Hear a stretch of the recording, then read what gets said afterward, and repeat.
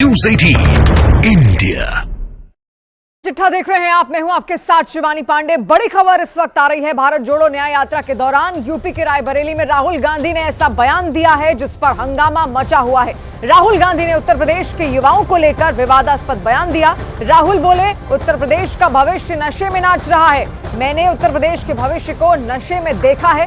राहुल गांधी यही नहीं रुके। वाराणसी का नाम लेते हुए राहुल ने यहां तक कह डाला कि मैंने उत्तर प्रदेश के भविष्य को नशे में सड़क पर लेटे हुए देखा है। उत्तर प्रदेश का भविष्य नशे में लेट रहा है। और राहुल गांधी के इस बयान पर स्मृति ईरानी ने करारा पलटवार किया है। स्मृति ईरानी का यह कहना है कि राहुल ने उत्तर प्रदेश की जनता का अपमान किया है। राहुल ने वाराणसी का अपमान किया है। राहुल को जनता सबक सिखाएगी, ये स्मृति ईरानी ने यहां पर कहा है। राहुल गांधी ने विवादास्पद बयान दिया और उस वक्त वो अपनी न्याय यात्रा पर भी थे। उन्होंने कहा कि उत्तर प्रदेश का जो भविष्य है वो सड़क पर उन्होंने देखा है और सड़क पर नशे में उत्तर प्रदेश के भविष्य को वो देखते हैं, जिस पर स्मृति ईरानी उन पर पलटवार करती हैं। और स्मृति ईरानी ने ये कहा कि राहुल को जनता सबक जरूर सिखाएगी।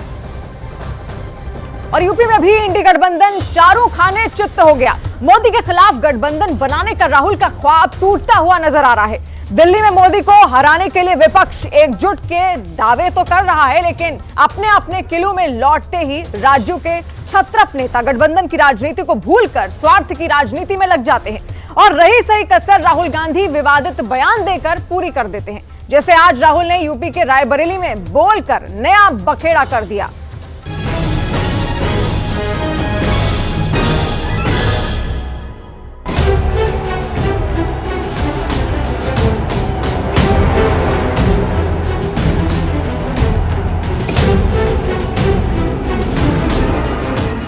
यूपी का भविष्य रात को शराब पिए नाच रहा है, डांस कर रहा है नशे में।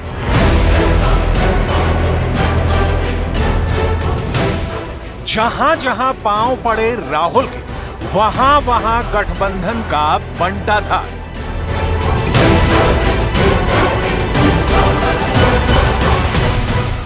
ये कोई कहावत नहीं है, बल्कि ये 2024 की चुनावी राजनीति की नई जमीनी हकीकत है। इधर राहुल गांधी ने उत्तर प्रदेश की धरती पर कदम रखा और उधर अखिलेश यादव ने ऐसी चाल चल दी कि इंडी गठबंधन यूपी में चारों खाने चित्त हो गया। समाजवादी पार्टी ने बहुत ही चतुराई से चुन चुनकर कांग्रेस पार्टी को वो सीटें दे दी जहां खुद समाजवादी पार्टी के लिए भी चुनाव जीतना मुश्किल चुनौती रहा है। यहां सिर्फ सीटों की संख्या पर ही पेंच नहीं फंसा हुआ है, यहां सीटों के समीकरण को लेकर भी रार चल रही है। It is in final stage. Any time it can be finalized. एक तरफ अमेठी के अंदर स्मृति ईरानी का धुआंधार दौरा चल रहा है। स्मृति ईरानी लगातार अमेठी के लोगों से मुलाकात कर राहुल गांधी को 2019 की करारी हार की याद दिला रही हैं और दूसरी तरफ राहुल गांधी के राजनीतिक मित्र लगातार साथ छोड़ते जा रहे हैं। आलम यह है कि उत्तर प्रदेश में समाजवादी पार्टी और कांग्रेस का गठबंधन मझधार में फंसता नजर आ रहा है।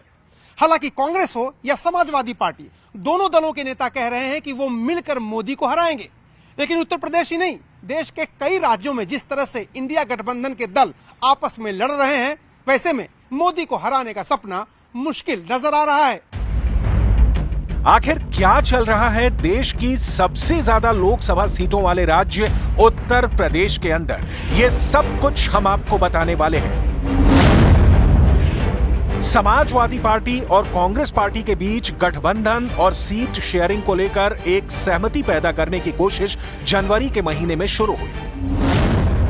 27 जनवरी 2024 को कांग्रेस पार्टी को अखिलेश यादव की तरफ से यूपी में लोकसभा की 11 सीटें ऑफर की गई। जबकि कांग्रेस पार्टी इस पर तैयार नहीं हुई तो फिर समाजवादी पार्टी ने अपना दिल थोड़ा और बड़ा किया और 19 फरवरी 2024 को यह ऐलान किया कि समाजवादी पार्टी कांग्रेस को 17 सीटें दे सकती है।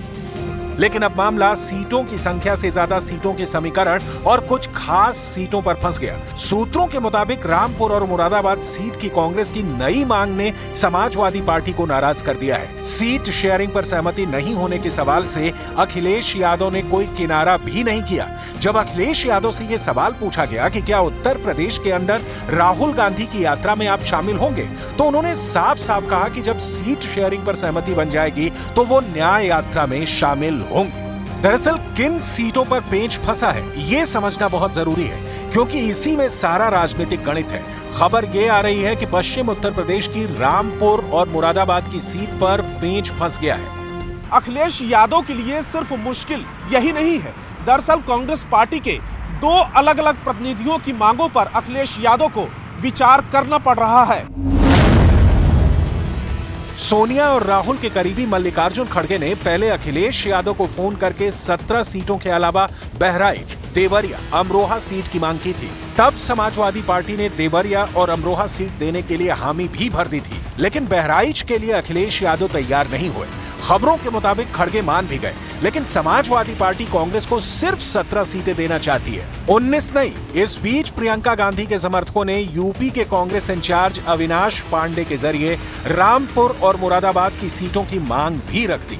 इन दोनों सीटों पर 2019 में कांग्रेस पार्टी जीती थी और इसी वजह से समाजवादी पार्टी नाराज हो गई और बातचीत रोक दी। उसके बाद अखिलेश यादव राहुल गांधी की यात्रा में शामिल नहीं हुए। इंडी गठबंधन में जिस तरीके से फूट है सर, अखिलेश यादव भी सोच रहे हैं कि जाऊं कि ना जाऊं भारत जोड़ो न्याय यात्रा में। नहीं, इंडी गठबंधन में रहा ही कहां, पूरी तरह से बिखर चुका है और जनता सचमुच इंडी गठबंधन को लेकर बेहद निराश है। दरअसल 2019 के पिछले लोकसभा चुनाव में उत्तर प्रदेश के अंदर समाजवादी पार्टी को सिर्फ 5 सीटें मिली थी। उत्तर भारत के 3 राज्यों में जीत के बाद इस वक्त पूरे देश के अंदर प्रधानमंत्री नरेंद्र मोदी की लहर नजर आ रही है। राम मंदिर को लेकर भी उत्साह है। ऐसे में विपक्ष की पार्टियां अपनी 2019 की जीती हुई सीटों को ही बचाकर रखने के लिए बहुत कोशिश कर रही हैं। समाजवादी पार्टी सूत्रों का दावा है कि उत्तर प्रदेश में कांग्रेस के साथ सीट बंटवारे की बातचीत अच्छे माहौल में चल रही थी, लेकिन कांग्रेस ने 2019 में समाजवादी पार्टी द्वारा जीती गई सीटों पर जब दावा ठोका तो अखिलेश के पास पीछे हटने के अलावा कोई रास्ता नहीं बचा था। दरअसल साल 2009 में लोकसभा के चुनाव में कांग्रेस पार्टी को उत्तर प्रदेश के अंदर 21 सीटों पर जीत मिली थी। अब कांग्रेस पार्टी चाहती है कि इन 21 सीटों का बड़ा हिस्सा उसको 2024 में भी दिया जाए। साल 2009 के लोकसभा चुनाव का विश्लेषण करें तो समाजवादी पार्टी को 23 सीटें मिली थी, सोनिया गांधी की कांग्रेस पार्टी को 21 सीटें मिली और मायावती की बहुजन समाज पार्टी को 20 सीटें मिली थी। बीजेपी को 10 सीटों पर जीत मिली थी। साल 2004 के चुनाव में कांग्रेस पार्टी को सिर्फ 9 सीटें मिली थी और 2009 में कांग्रेस ने 12 सीटों की बढ़त हासिल कर 21 सीटों पर विजय प्राप्त कर ली थी। कांग्रेस को भी इतनी बड़ी जीत की उम्मीद साल 2009 में नहीं थी। दरअसल 2009 में कांग्रेस पार्टी को इसलिए इतनी बड़ी कामयाबी मिली क्योंकि कल्याण सिंह के साथ समाजवादी पार्टी के नेता मुलायम सिंह यादव ने गठबंधन किया और जिसके चलते मुसलमान वोटर समाजवादी पार्टी से नाराज हो गए और जिसका सीधा सीधा फायदा कांग्रेस पार्टी को हुआ और 2009 में कांग्रेस को 21 सीटें मिली। कांग्रेस और एसपी के बीच सारी लड़ाई मुस्लिम वोट बैंक की है। ज्यादा उम्मीद यही है कि मुस्लिम वोटर परंपरागत वोट करते हुए बीजेपी को हराने वाली पार्टी को वोट देगा और अगर किसी संसदीय क्षेत्र में मुस्लिम वोटरों को समाजवादी पार्टी का विकल्प नहीं मिलता है तो फिर वो कांग्रेस पार्टी को वोट दे सकते हैं। और अखिलेश यादव कभी भी अपने मुस्लिम वोटर को खोना नहीं चाहते हैं। यही वजह है कि जब कांग्रेस पार्टी और समाजवादी पार्टी एक ही वोट बैंक से चुनाव जीतने की उम्मीद लगाए बैठी है तो गठबंधन में दरार आना स्वाभाविक है। राजनीतिक सिद्धांत के तौर पर यह साफ है कि कांग्रेस पार्टी का मेल अखिलेश यादव की पार्टी से मुश्किल है, लेकिन फिर भी कांग्रेस पार्टी मोदी को मिलकर हराने का दावा कर रही है। अखिलेश जी ने भी साफ कह दिया है कि मैं इंडिया गठबंधन को मजबूत करूंगा, सीट शेयरिंग फॉर्मूला तय होना जरूरी है। वो विचार को हम सम्मान करते हैं। अखिलेश यादव जी इंडिया गठबंधन के एक महत्वपूर्ण स्तंभ हैं। लगातार वरिष्ठ नेता बात कर रहे हैं और अगर गठबंधन होता है तो आशा को। फिलहाल इंडी गठबंधन की हालत यह है कि इसको बनाने की शुरुआत करने वाले नीतीश कुमार बीजेपी से हाथ मिला चुके हैं। नीतीश कुमार ने गठबंधन बनाने के लिए सबसे पहले पश्चिम बंगाल का दौरा किया था और ममता बनर्जी से ही मुलाकात की थी, लेकिन ममता बनर्जी ने भी पश्चिम बंगाल में कांग्रेस पार्टी के साथ सीट शेयरिंग नहीं की है। पश्चिम बंगाल में गठबंधन के हालात बहुत दिलचस्प बने हुए हैं। एक तरफ कोलकाता में कांग्रेस पार्टी के नेता अधीर रंजन चौधरी ममता को तानाशाह बताते हैं, संदेश खाली पर ममता सरकार को घेरते हैं, लेकिन दूसरी तरफ दिल्ली में राहुल गांधी ममता बनर्जी को अपने साथ लेकर चलना चाहते हैं। पंजाब में भी अरविंद केजरीवाल की आम आदमी पार्टी और कांग्रेस पार्टी के बीच बातचीत नहीं बन पाई है और आम आदमी पार्टी ने अकेले चुनाव लड़ने का फैसला किया है। कुल मिलाकर गठबंधन का बंटाधार हो चुका है, लेकिन इंडी अलायंस के टुकड़े टुकड़े होने के बाद भी विपक्ष के नेता ये स्वीकार नहीं कर रहे हैं कि गठबंधन टूट चुका है। आज प्रधानमंत्री नरेंद्र मोदी जम्मू कश्मीर में थे, जहां उन्होंने कश्मीर को एम्स IIM की सौगात दी। पीएम मोदी ने जम्मू में करीब 32,000 करोड़ के प्रोजेक्ट का लोकार्पण और शिलान्यास किया। कश्मीर को सीधे रेल के जरिए जोड़ने के काम को हरी झंडी दिखाई। पीएम ने लोगों से कहा कि ये नया कश्मीर है। पीएम ने कहा कि जम्मू कश्मीर के विकास में अनुच्छेद 370 सबसे बड़ी दीवार थी। इस दीवार को सरकार ने ढा दिया है। इसके हटने के बाद प्रदेश के लोगों को उनके हक मिल रहे हैं।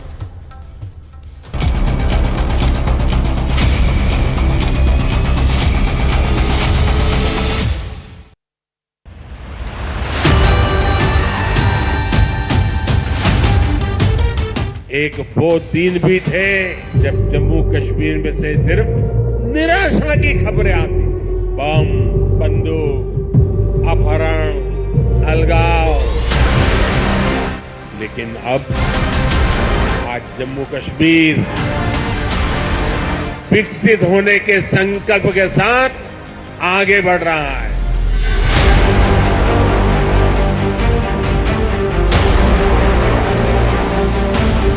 प्रदेश के विकास में सबसे बड़ी दीवार आर्टिकल 370 की थी, आर्टिकल 370 की थी।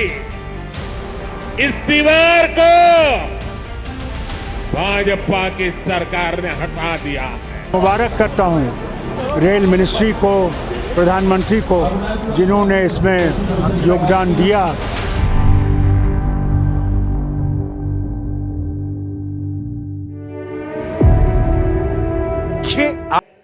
एक नया जम्मू कश्मीर बनते हुए देख रहे हैं। प्रदेश के विकास में सबसे बड़ी दीवार आर्टिकल 370 की थी, आर्टिकल 370 की थी। इस दीवार को भाजपा की सरकार ने हटा दिया है।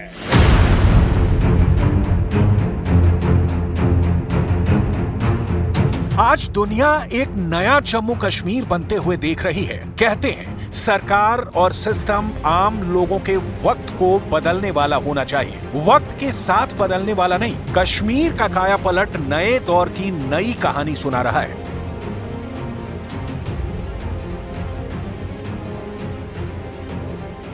जरा अपने विषय में बताइए, किस योजना मिली का लाभ मिला है, उसके कारण आपके जीवन में क्या लाभ हुआ है।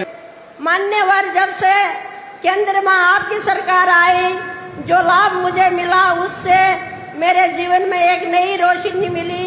आज मैं उज्ज्वला जो मुझे कनेक्शन मिला है, उसके द्वारा मैं आराम से अपने परिवार के लिए भोजन बना सकती हूँ, जो कि विदिन घंटे में काम सफल कर सकती हूँ।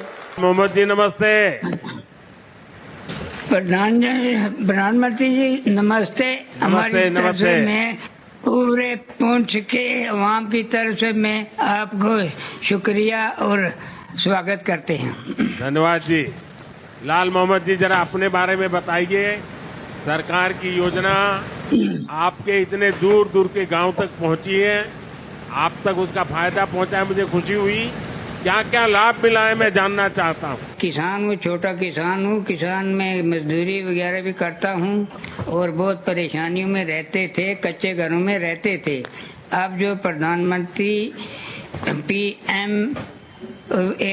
PMAY की तहत पैसा मिला है 1,30,000 रुपया, उसके जरिए हमने अपना घर पक्का बना लिया है और खुशहाली से रह रहे हैं। ये वो जम्मू कश्मीर है जो आतंकवाद और अलगाववाद की पुरानी जंजीरों को तोड़ चुका है। कभी जम्मू कश्मीर से सिर्फ बम, बंदूक, अपहरण जैसी खबरें आती थी। लेकिन अब कश्मीर का दुर्भाग्य सौभाग्य में बदल गया है। जम्मू कश्मीर बदल गया है। आतंकवाद की जगह उमंग है, अलगाववाद के बदले उत्साह है। बम बंदूक नहीं, विकास।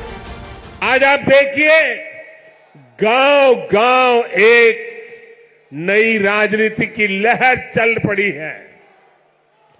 परिवारवाद, भ्रष्टाचार और तुष्टीकरण के खिलाफ यहां के नौजवानों ने बिगुल फूंक दिया है।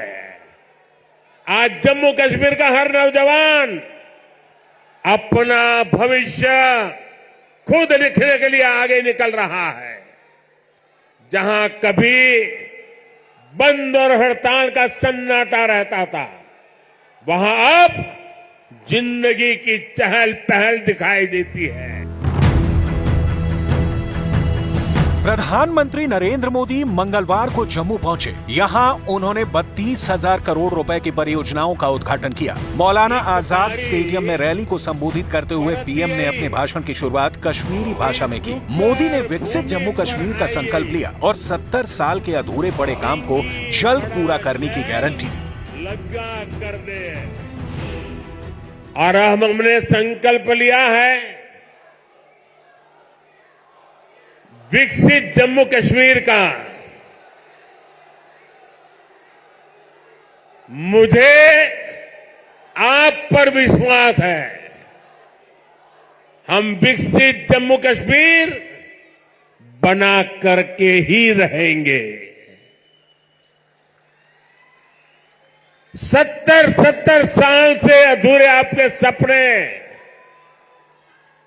आने वाले कुछ ही वर्षों में मोदी पूरे करके देगा। मोदी के भाषण के दौरान सभा में कोई बच्ची रो रही थी। उन्होंने अपने भाषण को रोका और कहा कि बच्ची भीड़ में परेशान हो रही है। लोगों से उसे परेशान ना करने की अपील की। उस बच्ची को परेशान मत करो भाई, बहुत छोटी गुड़िया है। अगर यहां होती मैं उसे बहुत आशीर्वाद देता, लेकिन इस ठंड में उस बच्ची को परेशान मत कीजिए जी। 5 साल पहले 2019 में जम्मू कश्मीर से आर्टिकल 370 को हटाया गया था। इसके बाद से कश्मीर के स्टेट स्टेटस के साथ काफी कुछ बदल गया। आर्टिकल 370 हटने के 5 साल बाद घाटी की स्थिति में काफी बदलाव आया है। आतंकी घटनाओं में कमी आई है। निवेश के मामले में कश्मीर ने तरक्की की है। मंगलवार को जम्मू में पीएम मोदी ने जम्मू कश्मीर को जो सौगात दी है, उनमें रामबन बारामूला रेल लाइन, रियासी जिले में चेनाब नदी पर सबसे ऊंचा पुल, जम्मू एयरपोर्ट की नई टर्मिनल बिल्डिंग, बनिहाल से खारी होकर संगलडन तक का रेल प्रोजेक्ट, बारामूला, श्रीनगर, बनिहाल और संगलदान के बीच रेल लाइन का विद्युतीकरण, दिल्ली अमृतसर कटरा एक्सप्रेसवे और जम्मू में एम्स के उद्घाटन समेत कई और प्रोजेक्ट शामिल हैं। जम्मू कश्मीर देश का ऐसा राज्य है जहां 2 एम्स बन रहे हैं। इनमें से एक एम्स जम्मू का उद्घाटन आज करने का मुझे सौभाग्य मिला है।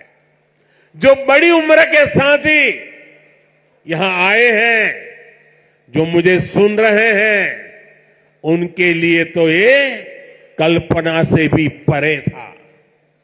आजादी के बाद के अनेक दशकों तक दिल्ली में ही एक एम्स हुआ करता था। गंभीर बीमारी के इलाज के लिए आपको दिल्ली जाना पड़ता था, लेकिन मैंने आपको यहां जम्मू में ही एम्स की गारंटी दी थी और ये गारंटी मैंने पूरी करके दिखाई।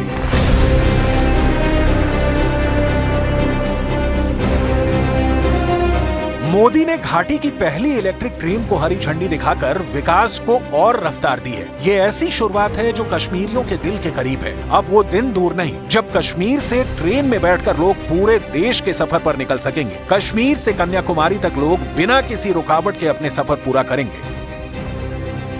आसान हो गया और जो लोगों को काफ़ी मुश्किलात का सामना करना पड़ता था, जैसे एज ए बस में जो ट्रैवल करते थे लोग, उनके लिए जो मुश्किलात होती थी, उनके लिए बहुत आसान हो गया ये। प्राइम मिनिस्टर साहब को हम यही कहेंगे कि जो उन्होंने एक पहले आने वाले वक्त में एक सपने की तरह बात बताई थी कि भाई इस तरह से होगा, और लोगों के अंदर एक शऊर था, एक शक था कि भाई ये बात झूठी हो सकती है, लेकिन आज उन्हें साबित कर दिया कि ये बात सही भी निकली, और ये आज फिजिकली आपके सामने यहाँ पर।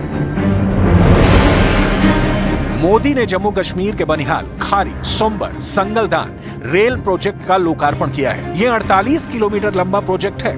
बनिहाल, खारी, सोमबर, संगलदान ब्लॉक इसलिए भी मायने रखता है क्योंकि इसमें पूरे मार्ग पर बैलेस्टलेस ट्रैक BLT बनाया गया है। बैलेस्टलेस ट्रैक में गिट्टी का इस्तेमाल नहीं होता है। इसके अलावा देश की सबसे लंबी परिवहन सुरंग T50 जो कि 12.77 किलोमीटर लंबी है, वो भी इसी प्रोजेक्ट का हिस्सा है। घाटी में रेल लाइन कभी कश्मीरियों का सपना हुआ करती थी। बर्फबारी में सड़कें बंद हो जाती थी, घाटी देश से करीब करीब कट जाती थी, लेकिन कश्मीर में शुरू हुए तमाम रेल प्रोजेक्ट ने कश्मीरियों के बरसों पुराने सपनों को नए पंख दे दिए हैं। हर तरफ खुशी की लहर है, चाहे आम हो या खास।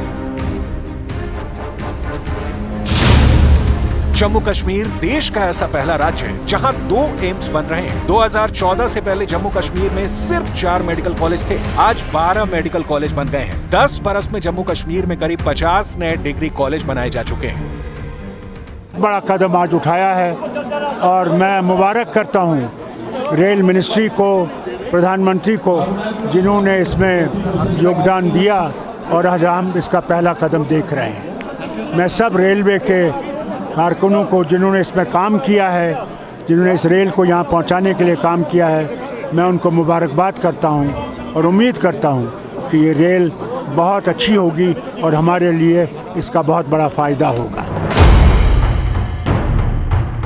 आज घाटी में विकास की लहर है। पीएम मोदी की गारंटी की गूंज सुनाई दे रही है। इसी घाटी में कभी बम के धमाके सुने जाते थे। आंकड़े बताते हैं कि जम्मू कश्मीर में आतंकी गतिविधियों का ग्राफ गोते लगा रहा है।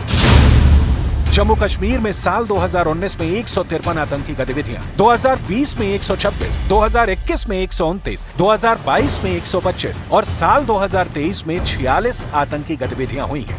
आंकड़े गवाह हैं कि जम्मू कश्मीर के विकास में अनुच्छेद 370 सबसे बड़ी दीवार थी। इस दीवार को मोदी सरकार ने ढहा दिया। अब हर सेक्टर में विकास हो रहा है। कश्मीर को सीधे रेल के जरिए जोड़ने का काम हो रहा है।